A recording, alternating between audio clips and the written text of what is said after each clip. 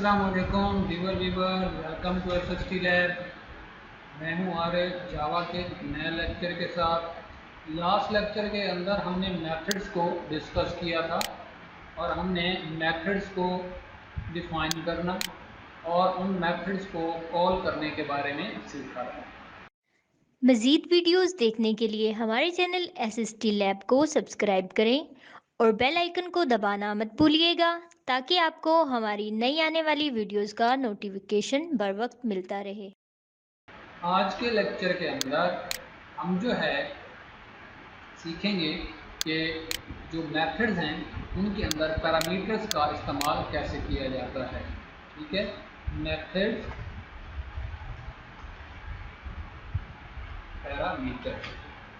Okay, अब method parameters क्या होते हैं, इनको हम कैसे इस्तेमाल करते हैं। हमारा जो मेथड है पहले जो हमने पढ़ा था वो वॉइड मेथड पढ़ा था। ये जो वॉइड मेथड है ये जस्ट इसके अंदर जो भी चीज़ है वो एग्जीक्यूट हो जाती है, जैसे ये था और ये चीज़ थी, ठीक हो गया। तो ये हमारा जो मेथड था हमने इसमें देखा था, इसके अंदर जो हमने देखा था वो ये देखा था कि ये मेथड हमें क्या है, जो रिटर्न वैल्यू है इसकी वो हमें रिटर्न करता है। तो आज अगर आपको एक मेथड बनाते हैं, ठीक है, तो उसको आप वैल्यूज कैसे दे सकते हैं। ठीक है, जैसे अब ये हमारा मेथड था सम करने का, तो इसके अंदर हमने वैल्यूज जो दी इसी मेथड के अंदर दी। लेकिन अगर हम ऐसा चाहते हैं कि वैल्यूज जो है ये मेथड को हम खुद दें जब इसको कॉल किया जाए, और फिर ये मेथड उन वैल्यूज को यूज़ करके हमें जो है उसकी वैल्यू रिटर्न करे। ठीक है, तो इसको हम आज सीखेंगे यहाँ पे। ठीक है, तो यहाँ पे मैं इन सबको ख़त्म कर देता हूँ। फॉर एग्जांपल हम एक मेथड बनाते हैं, उस मेथड को हम जो भी नेम असाइन कर दें, जो भी नेम दें वो उसको क्या कर दे, प्रिंट कर दे। तो यहाँ पे जो है मेथड बनाते हैं स्टैटिक वॉइड, और उसके बाद यहाँ पे मैं मेथड का जो है, अब आपको फॉर एग्जांपल इसको यहाँ पे लिख देते हैं, मेथड का नाम लिख देते हैं प्रिंट नेम। ठीक है, अब इसके अंदर आपने इससे एक नाम अगर प्रिंट करवाना है तो यहाँ पे आप जो है इसको एक वेरिएबल बनाएंगे। ठीक है, अब नेम स्ट्रिंग में होता है तो स्ट्रिंग टाइप का वेरिएबल बना देंगे स्ट्रिंग नेम। ठीक हो गया। यहाँ पे आप क्या करेंगे, यहाँ पे आप आउटपुट स्टेटमेंट अपने लिखते हैं, हम करते हैं नेम। ठीक हो गया। अब हम क्या करेंगे कि जैसे इस मेथड को कॉल करेंगे तो हमें जितने आपने यहाँ पे जो है वो वेरिएबल्स बनाए होंगे वहाँ पे हमें इतनी वैल्यूज जो है इसको देनी होगी। ठीक है, क्या करनी होगी, वैल्यूज देनी होंगी, यानी कॉल के बाद। तो वो उन वैल्यूज को, अब ये क्योंकि एक वैल्यू को यूज कर रहा है, मतलब एक नेम को प्रिंट करवा रहा है, तो हम इसे कितनी वैल्यू देंगे, एक, और किस टाइप की वैल्यू देंगे, स्ट्रिंग टाइप की। ठीक हो गया। तो हम यहाँ पे मैं इस मेथड को कॉल करता हूँ प्रिंट नेम, और जहाँ पे जब इसकी पेरेंथेसिस लगाएंगे तो इसके अंदर जो है आप इसको देंगे, फॉर एग्जांपल मैं यहाँ पे लिख देता हूँ 8। ठीक हो गया। तो ये मैंने इसको वैल्यू जो है वो क्या कर दी, दे दी। अब मैं इसको रन यहाँ से कर देता हूँ, तो यहाँ पे देखें ये इसने मेरी वो वैल्यू जो है, यानी जब ये मेथड कॉल हुआ तो इसने ये वाली वैल्यू रिसीव की, रिसीव करने के बाद इस स्टेटमेंट को यूज करके वो प्रिंट कर दी। तो ये वैल्यू कब जो है ना वसूल कर रहा है, कब ले रहा है, जब इसको कॉल किया गया है। देखिए, जब एक वेरिएबल के, एक मेथड के अंदर आप वेरिएबल्स बना देते हैं, उसके अंदर जो है आप उसको जो वैल्यूज है वो असाइन कर देते हैं वेरिएबल बना के, तो जब तक आपका मेथड कॉल नहीं होता, ठीक है, तब तक वो जो वैल्यूज हैं वो मेमोरी को यूज कर रही होती है। जैसे यहाँ पे फॉर एग्जांपल मैं यहीं पे बना दूँ string a is equal to, for example मैंने इसको ABC बोला और इसको मैंने यूज कर दिया। अब ये मेथड अगर मैं यहाँ पे कॉल नहीं करता तो मेरा ये पूरा प्रोग्राम चल जाएगा। जैसे पूरा प्रोग्राम चलेगा तो ये मेथड बेशक कॉल ना हो, बट ये वैल्यू जो है मेमोरी में प्लेस ले लेगी। ठीक है, तो इसलिए जो है हम पैरामीटर्स के जरिए उसको वैल्यू तभी देते हैं जब उस मेथड को कॉल करते हैं। तो अगर यहाँ पे हमने ये वाला काम किया हुआ है, ठीक है, तो हम क्या करेंगे, इसको जगह नहीं देंगे, मेमोरी के अंदर नहीं मिलेगी, और इस तरह जो है हमारी स्पेस जो है वो क्या हो जाएगी, कम यूज होगी। ठीक है, तो इस तरह जो है ये नेम हम अपना जो है प्रिंट करवा सकते हैं। इसी तरीके से अगर आपने फॉर एग्जांपल इसको पैरामीटर 2 देनी है, मतलब आपने ये मेथड 2 चीज़ें जो है वो करवाता है, तो उसके लिए आप क्या करेंगे, फॉर एग्जांपल मैं यहाँ पे लिखता हूँ इंट एज। ठीक हो गया। अब यहाँ पे हम क्या करेंगे, मैं लिखता हूँ नेम इज, ठीक हो गया। उसके बाद प्लस कॉन्केटिनेशन लगा देता हूँ, फिर plus space name is name and age is, okay, यहाँ पे प्लस एज, ठीक है। और जब इसको, अब देखिए यहाँ पे एरर आ गया क्योंकि इसके आर्गुमेंट कितने हैं, इसके जो पैरामीटर्स हैं इनको आर्गुमेंट्स भी बोलते हैं, वो कितने हैं, 2 है। तो यहाँ पे 2 है तो हमें यहाँ पे वैल्यूज भी कितनी देनी है, 2। तो पहली वैल्यू जो है हमारे पास स्ट्रिंग है, तो दूसरी वैल्यू क्या होनी चाहिए, इंटीजर टाइप होनी चाहिए। तो फॉर एग्जाम्पल यहाँ पर मैं लिख देता हूँ 25, ठीक हो गया। अब मैं इसको यहाँ से रन कर देता हूँ,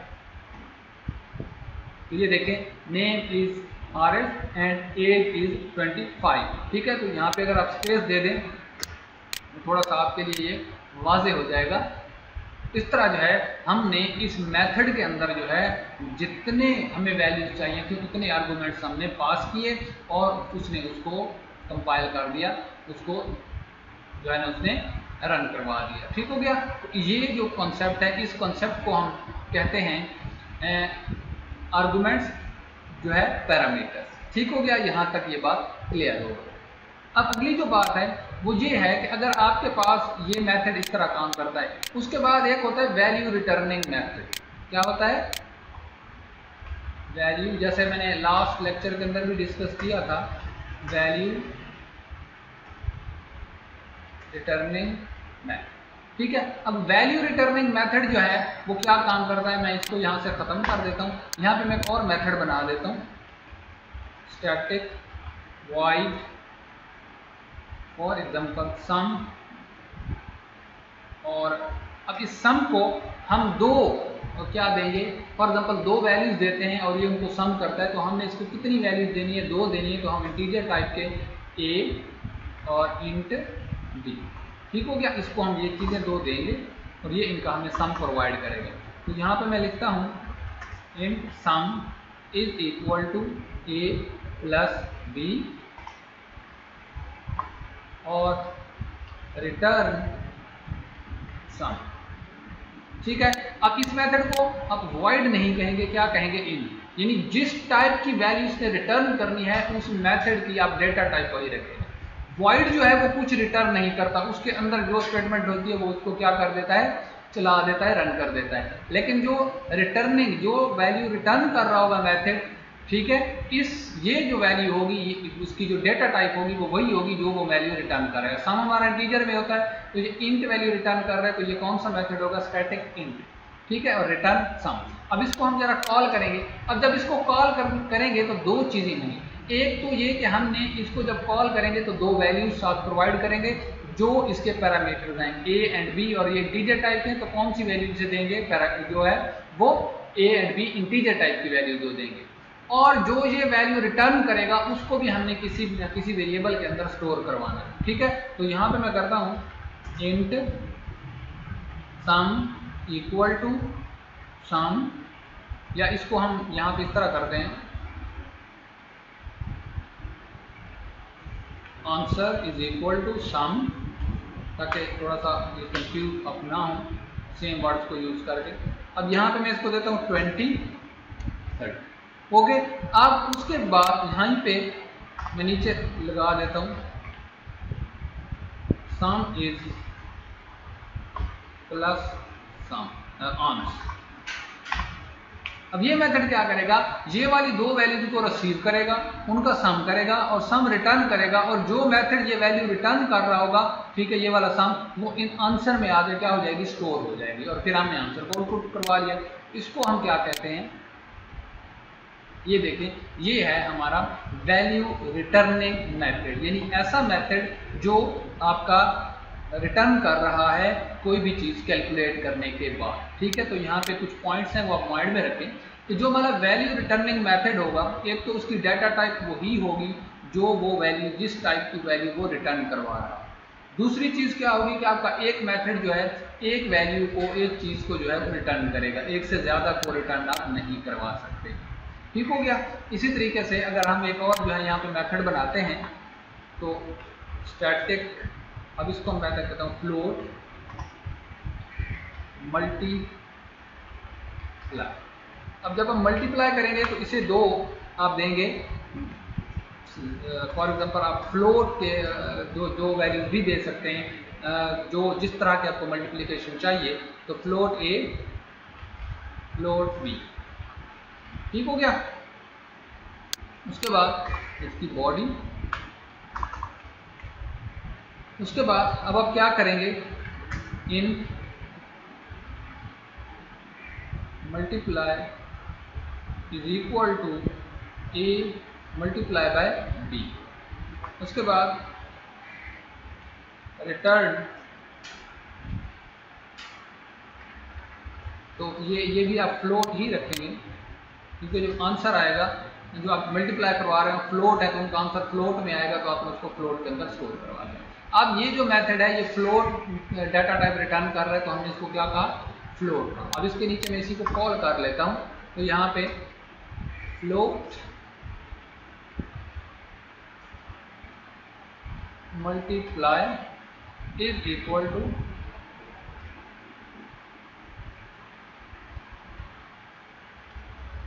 मल्टीप्लाई, यहाँ पे ये स्पेलिंग आप ठीक कर लें और इसको जो है वो मल्टी रख लें ताकि कंफ्यूजन जो है वो ना हो। मल्टीप्लाई, और इसको हमने दो वैल्यूज देनी है, तो फॉर एग्जांपल 5.2 एंड 4.6 मैं इसको देता हूँ और यहाँ से इसको मैं क्लोज कर देता हूँ, ठीक है। तो यहाँ पे फ्लोर जो है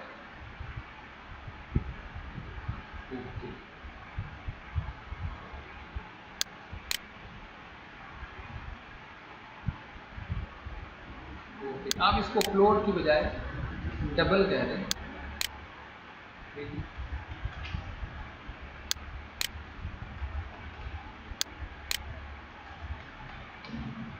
डबल, और इसको भी डबल, ठीक हो गया। क्योंकि वैल्यूज जब बड़ी हो जाएंगी तो वो कन्वर्ट नहीं होगी, तो हम जो है वो डबल ही कर लेते हैं ताकि आसानी हो जाए।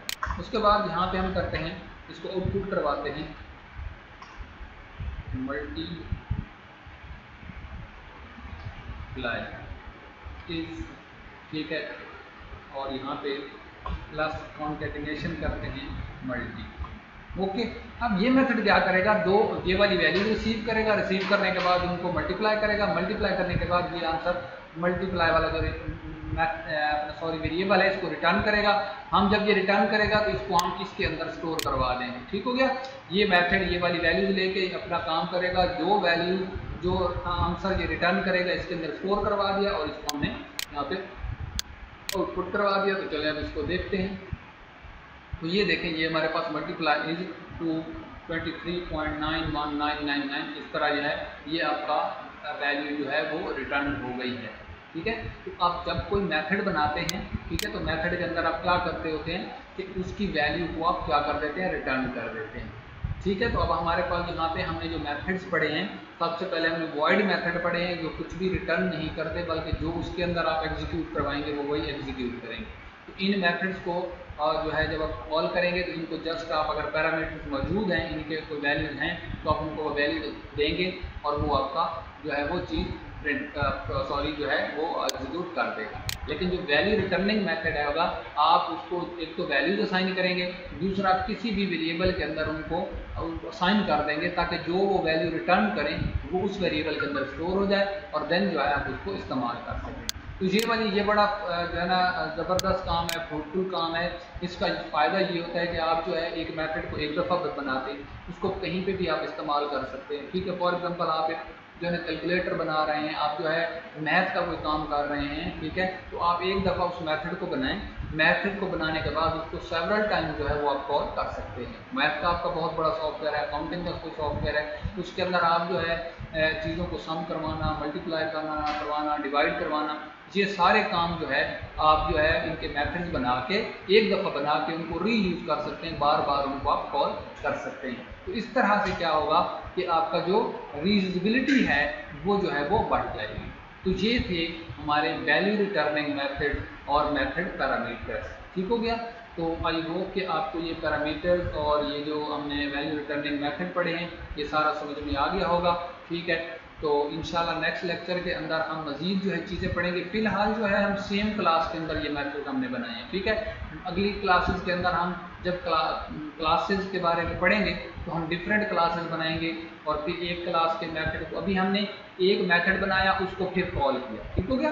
नेक्स्ट क्लासेस के अंदर हम जो है जब क्लासेस का कॉन्सेप्ट पढ़ेंगे, ठीक है, ऑब्जेक्ट ओरिएंटेड प्रोग्रामिंग का कॉन्सेप्ट पढ़ेंगे तो उसमें हम एक डिफरेंट क्लास बना देंगे और डिफरेंट क्लास के अंदर मेथड बना के एक क्लास का मेथड किसी दूसरी क्लास के अंदर जो है उसको कॉल करेंगे और उसको यूज़ करेंगे। तो नेक्स्ट लेक्चर तक के लिए मुझे इजाज़त दीजिए। अल्लाह हाफ़िज़।